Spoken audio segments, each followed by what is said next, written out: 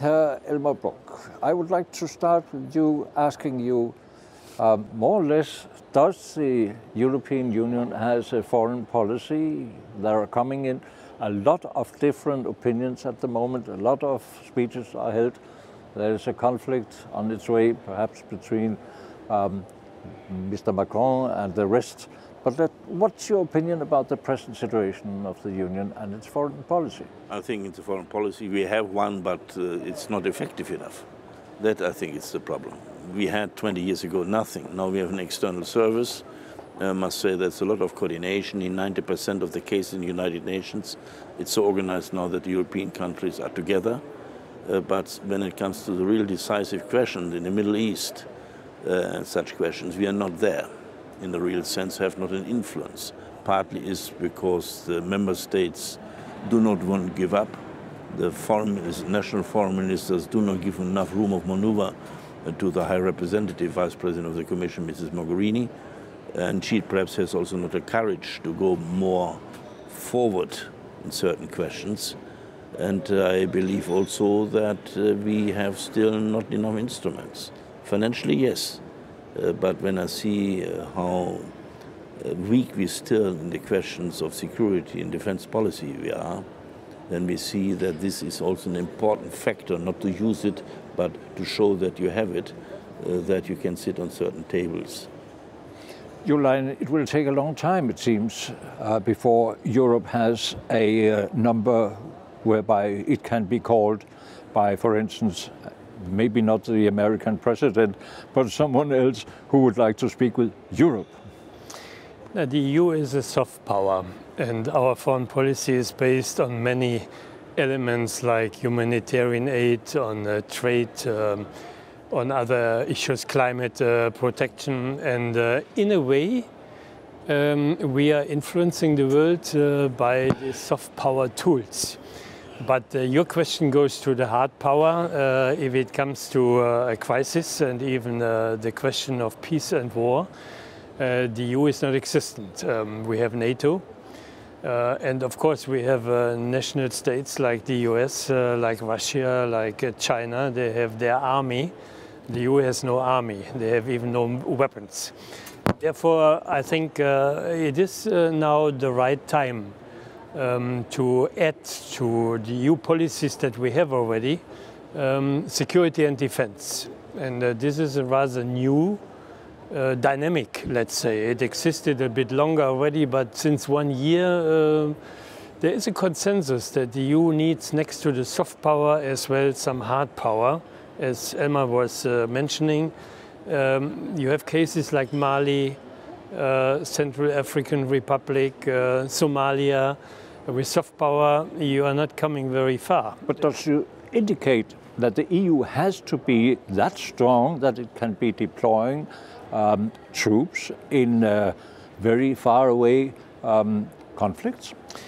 Now, it starts with better coordination. The EU has some 19 different missions in the world, from the Horn of Africa to Lebanon. And every mission has its own headquarter. They call it headquarter.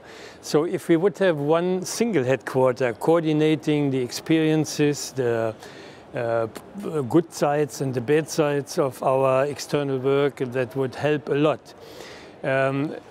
We can continue, of course, with an internal market for research and development and for military goods. It's just incredible how much money we spend in the 27 member states with how low efficiency. That cannot continue in the future. That has to be coordinated and synthesized. Mr. BROK, does the EU have to be all over in the world? No, we should not all over. Nobody can do that anymore. But we should there where it's our interest, where we should help because of humanitarian reasons, for example. Where we have a situation to fight terror, where we have a situation where development and terror and migration are a dangerous mixture, and where we have to do something.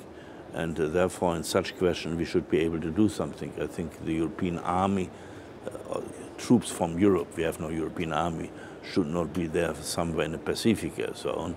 We should limit to our neighborhood.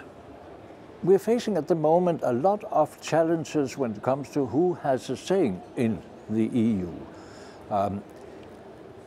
Is the future building on fewer member states leading the way for the rest? No, I think it was always leading countries in the European Union to put the European Union forward.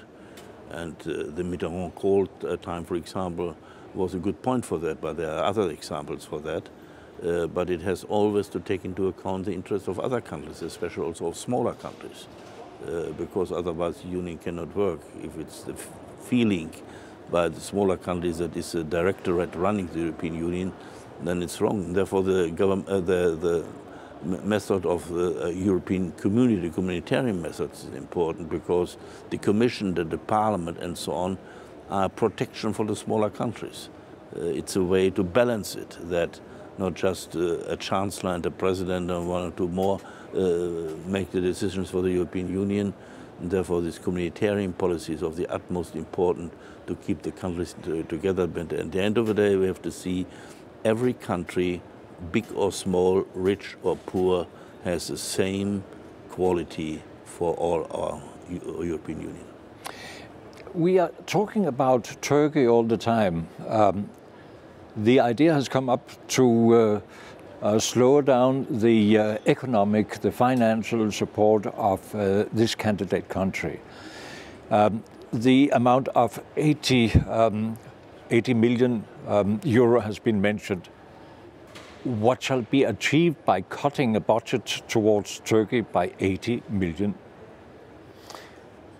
Probably not much, but on the other hand, we cannot continue as business as usual, looking into the situation in Turkey where human rights are violated week by week, and journalists are put in jail if they're criticizing President Erdogan.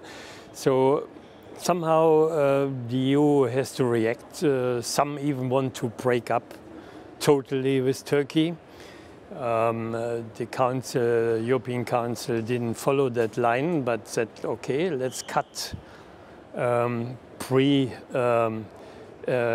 access membership programs. The question whether we are then punishing the wrong ones, but somehow we had to react, let's say like this. But aren't you pushing Mr. Erdogan more and more into a corner?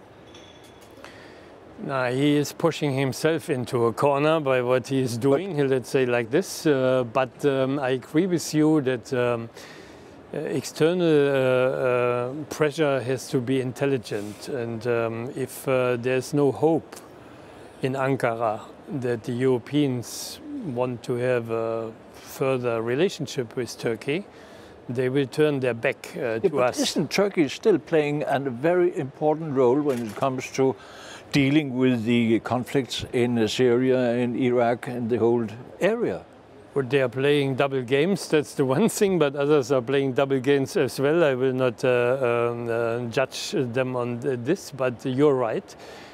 Turkey is a cornerstone of European security. They are a member of NATO, they are a member of the Council of Europe, they are important for the energy supply.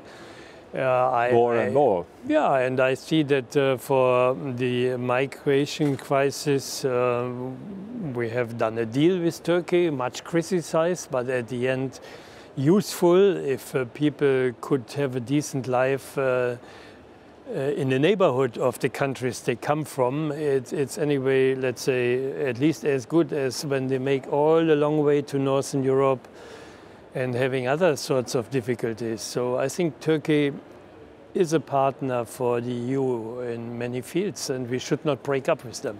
Mr. Brok, it's very quiet at the moment concerning Russia and Ukraine. In Moldova, the situation is getting more and more tense. What is the official, at least, attitude by the EU towards what Russia is up to? Look, we see that Russia has a lot of influence in Moldova, but also still destabilizing Ukraine. The war in the East Ukraine is destabilizing the Ukraine as a whole in the reform process, next to other problems they have created themselves. And here we have to really support Ukraine and stabilizing them, that they do the proper reforms which are needed to come out of this crisis. And in Moldova, we have a battle between parties. One oligarch is running the country, and that we see that they do now an electoral law, which I have democratic problems with against the proposals of the Venice Commission. And here we see that Moldova at the moment has not a good performance, and there's a good chance that Russia might be successful at the end of the day if we are not very cautious and very intelligent to deal with that problem in Moldova. May I finalize by asking you first, what's, in your opinion, the main challenge when you look at the foreign policy of the European Union at the moment? No, we have a lot of pressure. You just mentioned Russia. Let's see whether we stay united on the conflicts we have with Russia, especially on the Ukraine case, which is unacceptable by our values and principles. More and more, China puts some sort of pressure on the EU. They're investing in some countries and ask for compensation on political issues like human rights. We should not anymore criticize them. That's a test as well for unity of the EU towards its own values.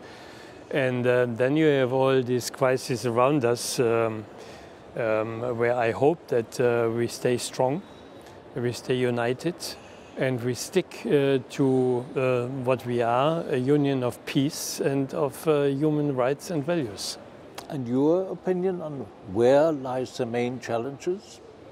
The main challenge is there that we have not understood which strategy Russia or China and with their system do.